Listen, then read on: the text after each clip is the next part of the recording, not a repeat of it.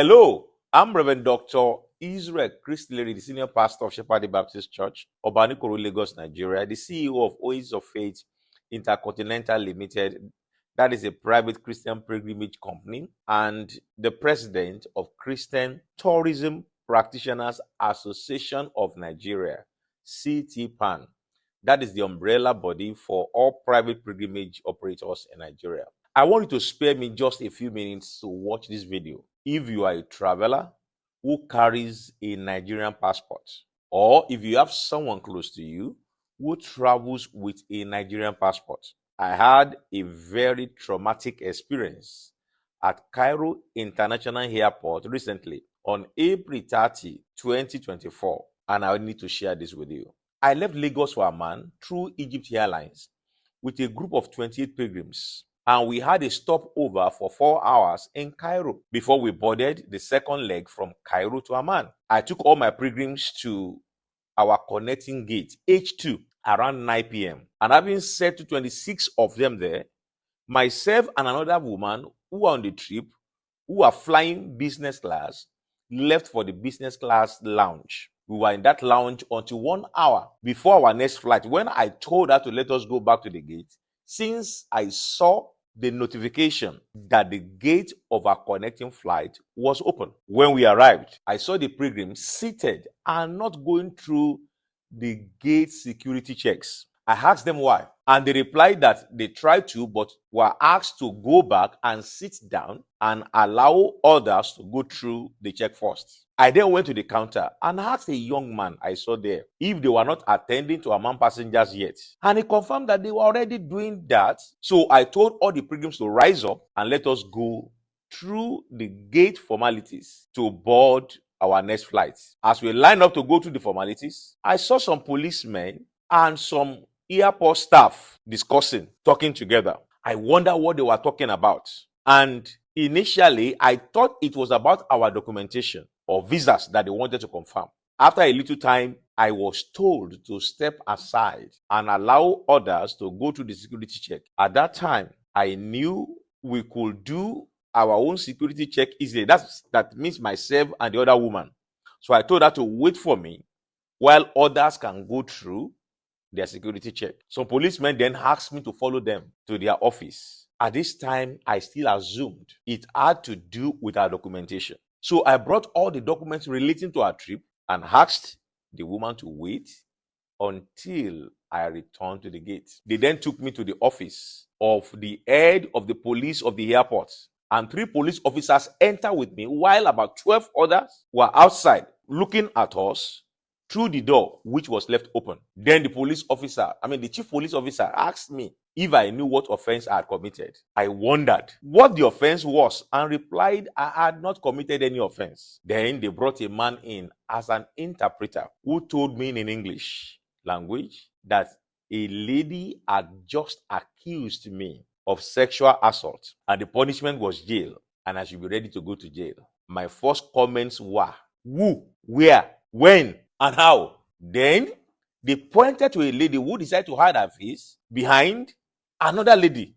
When I tried to look at her direction, I told the interpreter I had never seen the lady talk less of talking with her. The police chief then said, in our country, we believe the word of any woman as true. And that means with or without evidence, you are guilty. He then said there was a video evidence. When I heard that there was a video evidence, I was relieved and I requested for the video evidence. He later said there was no need for video evidence because it will make me miss my flight unless I agreed to their offered solution. I made it clear that if they had any video evidence, they would not find me there. For I had been at the business class lounge for 3 hours and I had an alibi among my pilgrims who was there with me in the lounge till we left for the gate. Then they said there was a witness, and immediately a young man came forward who stated that he was a witness to the assault. I asked him where and when, but there was no answer. The police chief then said that since there was a witness, I could only go if I accepted the solution he would offer. I asked what was the solution. He then said, I must apologize to the lady in a way that she will accept. I then asked, how do I apologize for what I had not done? He insisted that if I did not apologize, I shall be charged to court. I then tried to look in the direction of the lady, who was still hiding her face behind another lady, and said, lady, I have never met you. I have no idea of what you are talking about, but possibly someone else has attacked you and you mistook me for the person. Nevertheless, sorry to you if you're offended. Anyway, but let it be known that I have no idea of what you are saying. The police chief then turned to a man who was said to be her boss if my apology was accepted, and he said it was okay. The police chief then said I should follow him to another office and leave my hand luggage behind. I objected to that idea by saying I cannot leave my bag behind because the rule of every airport is that passengers must always be with their luggage. I cannot leave my luggage behind. Around this time, I began to discern that they were up to something. They were trying to look for every means to set me up. When we got to the other office, I was asked to wait outside. When the police chief and other officers entered, at this time, I told myself that if these people succeeded, there was no way to free myself. I was totally isolated from my pilgrims, who were supposed to be boarding the next flight.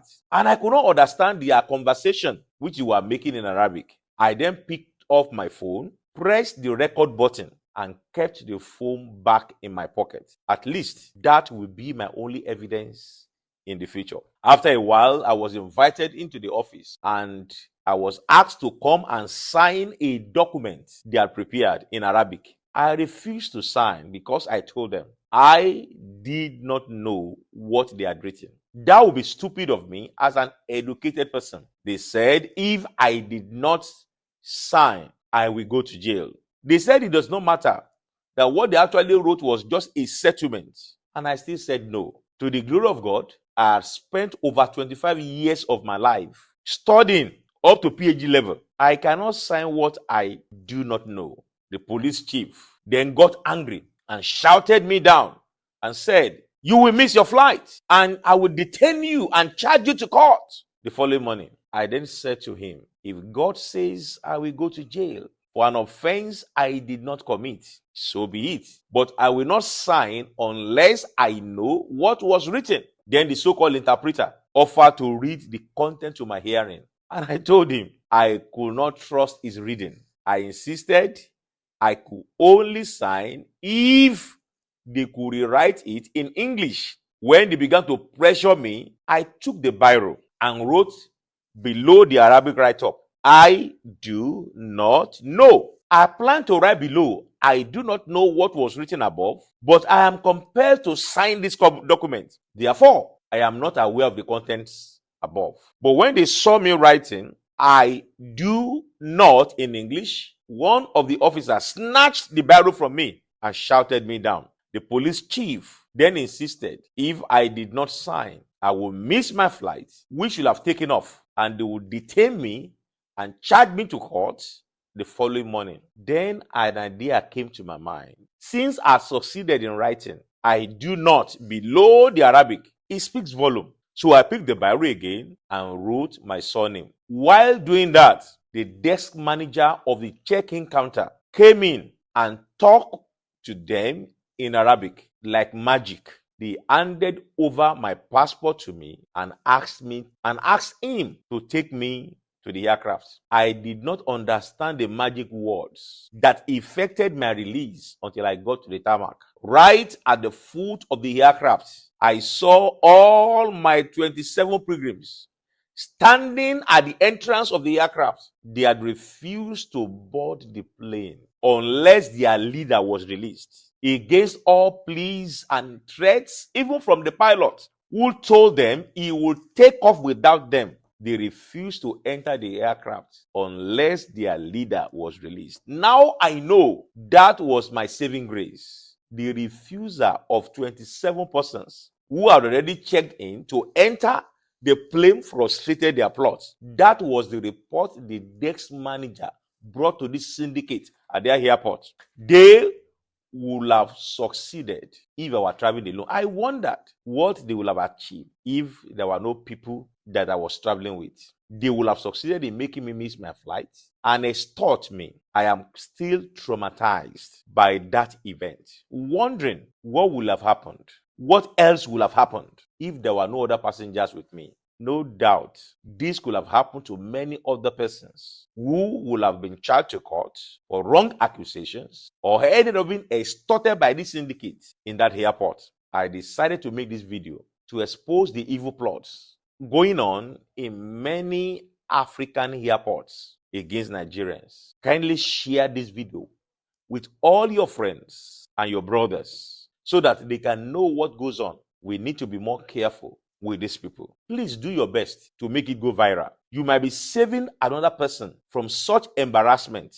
by exposing the evil schemes in some of these airports. May God save us from evil men.